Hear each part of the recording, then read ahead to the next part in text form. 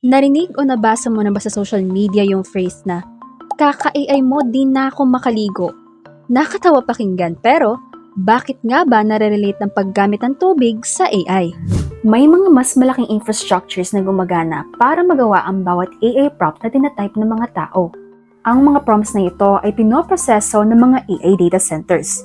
Ito ay mga facilities na puno ng libu-libong high-performance computers o servers na nagde-deliver ng mga AI services. Mabilis silang magproseso ng mga prompts at dahil dito, mas maraming init ang nalilikha ng mga infrastructures na ito. Dito pumapasok ang paggamit ng tubig. Ang mga AI data centers na ito ay gumagamit ng tubig para sumipsip ng init mula sa mga servers. Malaking supply ng tubig ang kinakailangan para maging epektibo ang mga cooling systems na ito. Dahil dito, lumalaki ang concern sa environmental impact ng mga data centers na ito.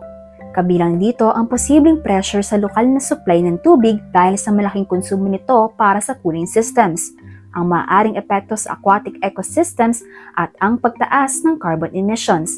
Ayon sa mga tala, halos 66 billion liters na ng tubig ang nagamit ng mga AI data centers na ito noong 2023 sa US pa lamang. Katumbas din yon ng 26,400 Olympic-sized swimming pools.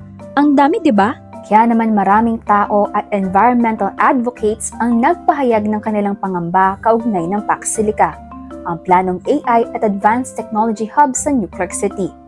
Maraming grupo ng mga magsasaka ang nagbabala na ang project na ito ay maaaring magresulta sa agricultural land conversion, land grabbing, destructive mining at displacement of farming and indigenous communities. Mahalaga ang inobasyon. Pero habang lumalawak ang paggamit natin ng artificial intelligence, kailangan din natin bigyang pansin ang tunay na risks na kaakibat nito. Habang patuloy na umulad ng teknolohiya, nananatili ang mahalagang tanong. Paano natin mababalanse ang inobasyon at ang pangangalaga sa ating likas na yaman at mga komunidad?